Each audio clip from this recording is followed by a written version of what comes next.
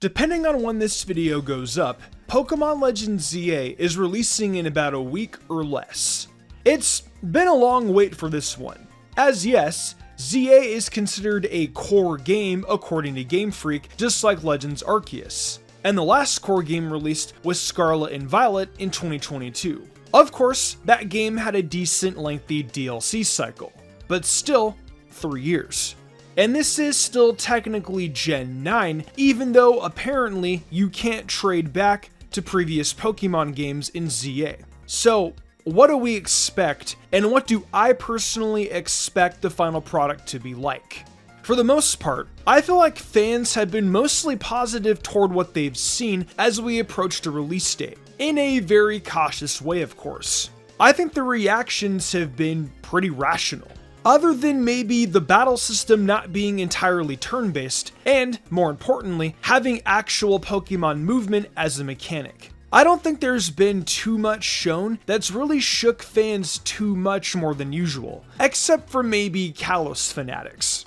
So I'm going to give my perspective primarily. It won't entirely be accurate because it's pretty off the cuff. So I'm sure an expectation I have will end up not holding up once the game is out. But you guys know, when it comes to the most recent games, mostly Gen 8 and 9, I feel like there's been some rushing with the development cycles. Scarlet and Violet ended up being the climax of this. Regardless of what you think of the game overall, the performance was comically bad.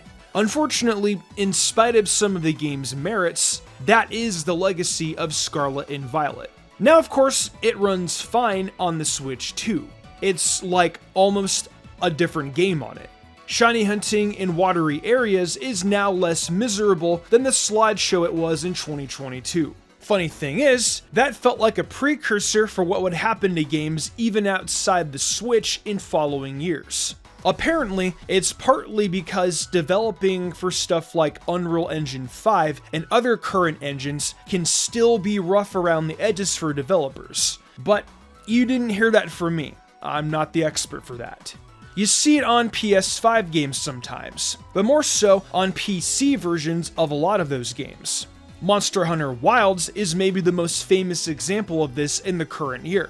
People say the game is great, until it overheats and crashes your PC, or turns the game into an origami art piece. Another good example is the Silent Hill remake. Has inexcusable issues on PS5, and on PC, once again, for whatever reason, optimized pretty terribly. And then there's just a ton of games that release a hyped up ray tracing feature that barely functions correctly, but it's made for the most specific video card and little else. This, for me, and some other people, can make it a little hard to always be fully optimistic about current game releases. It's not all bad, I swear I'm not doom posting.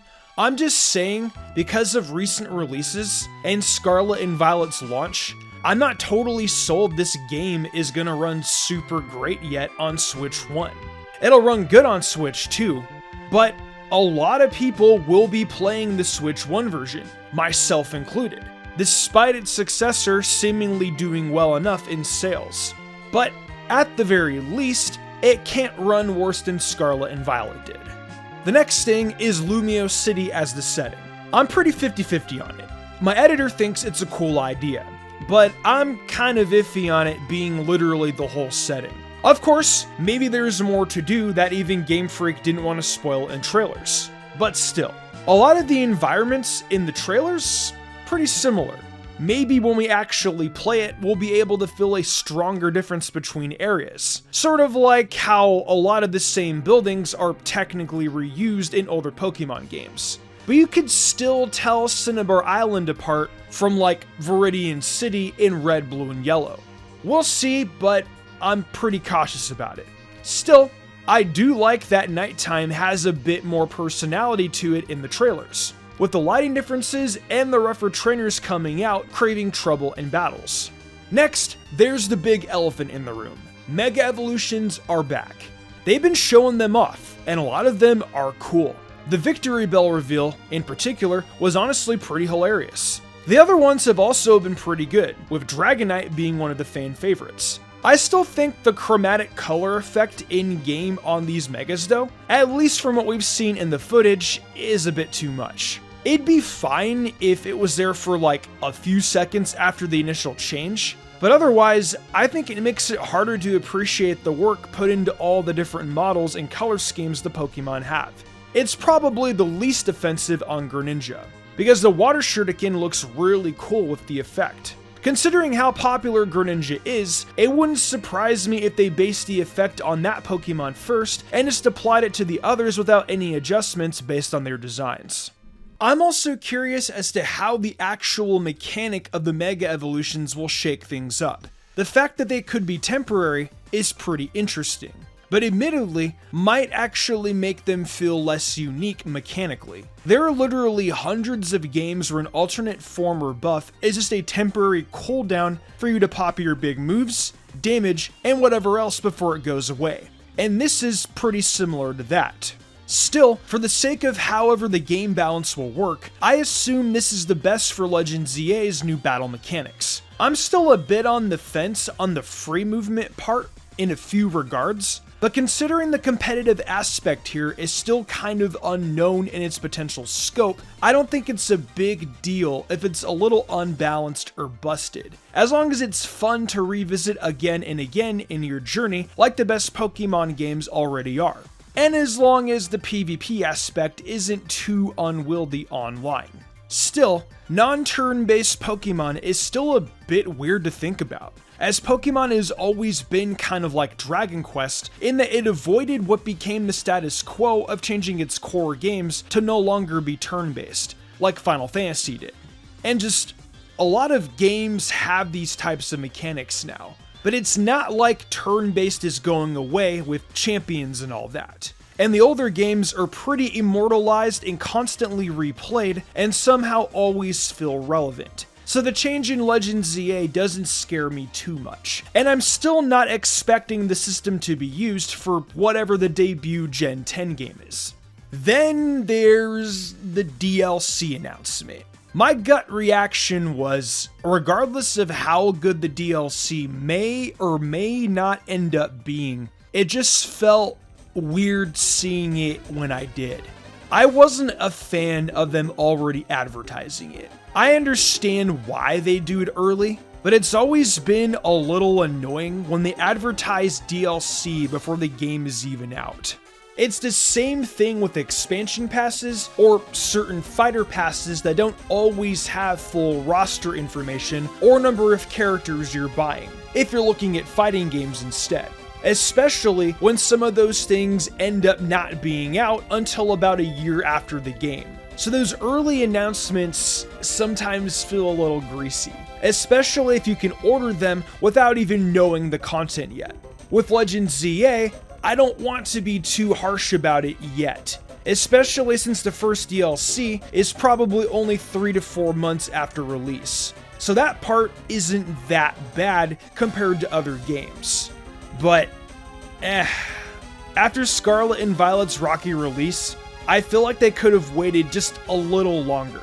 Like just a bit after launch. Maybe I'm just being cynical. I don't know. I think the Kalos starter Mega Evolutions are also kind of like this for some fans I notice. Like, when initially announced, it wasn't super clear to everyone if that was part of the DLC. Now, we know Mega Greninja is through the Ranked Battle Season 1 stuff, which is available on October 16th, so basically when the game is out. But the rest don't have clear dates for when they'll be available.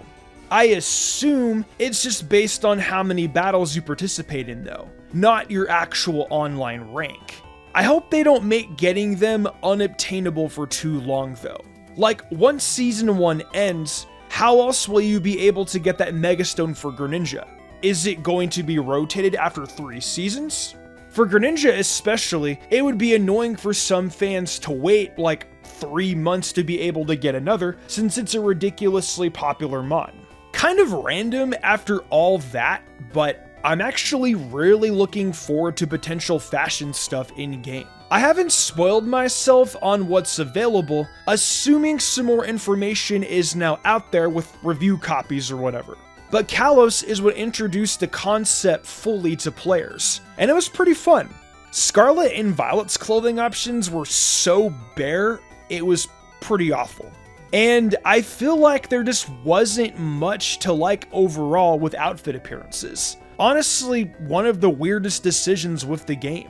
I know that it's supposed to be a school setting, and therefore you had uniforms, but like, people do change out of those uniforms when they're out of class, you know? I don't think it would have been that hard to write in what your trainer maybe just didn't always wear it. So I'm hoping that there's more personality with the options. Plus, I think the default trainer designs have way more personality than Scarlet and Violet's too. So I'm expecting this little feature to be a big positive in the long run if it's anything like X and Y. I'm also curious about the story.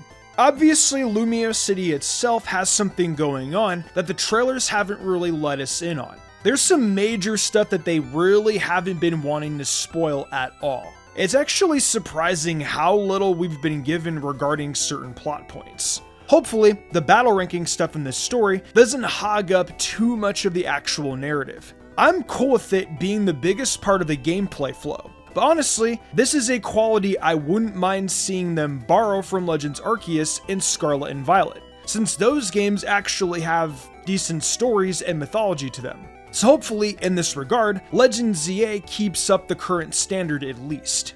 Overall though, while I am critical of certain things because of the past 2 generations having some obvious fumbles, I am looking forward to ZA. After all, Legends Arceus was generally pretty unique and liked. It wasn't my personal favorite, but I do think these more unique takes between the traditional core games are a really good idea. So I'm happy to see how things shake up this month. And those are my surface level expectations for Pokemon Legends ZA. Every time a new Pokemon game comes out, it's obviously like a big event for all of us superfans of the series. But what do you think? With Legends ZA coming out this upcoming week, what would you rank your excitement? On a scale from 1 to 10, let me know down below.